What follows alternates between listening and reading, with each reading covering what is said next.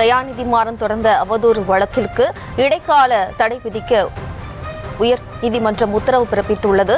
எடப்பாடி பழனிசாமிக்கு எதிராக திமுக எம்பி தயாநிதி மாறன் தொடர்ந்த அவதூறு வழக்கு விசாரணைக்கு இடைக்கால தடை விதித்து சென்னை உயர்நீதிமன்றமானது உத்தரவு பிறப்பித்துள்ளது. திமுக எம்பி தயாநிதி மாறன் தொடர்ந்த அவதூறு வழக்கு விசாரணைக்கு இடைக்கால தடை விதித்து சென்னை உயர்நீதிமன்றம் உத்தரவு பிறப்பித்துள்ளது. இது குறித்தான கூடுதல் விவரங்களோடு இணைகிறார் நமது செய்தியாளர் மதியழகன். வணக்கம் மதியழகன், இந்த வழக்கு தொடர்பான முழு விவரம்.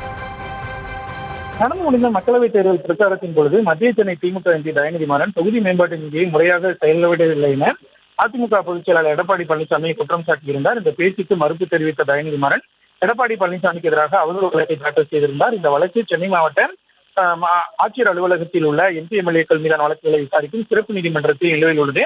இந்த வழக்கை ரத்து செய்ய கோரி எடப்பாடி பழனிசாமி தரப்பில் சென்னை நீதிமன்றத்தில் மனு தாக்கல் செய்யப்பட்டுள்ளது.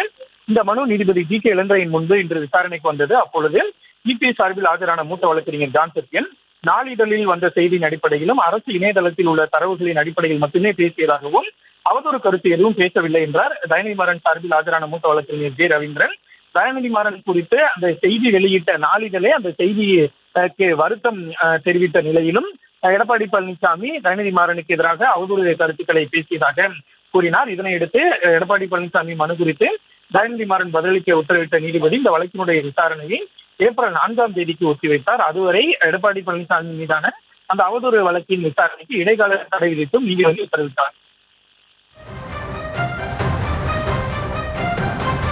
விவரங்களுக்கு நன்றி மதியழகன்.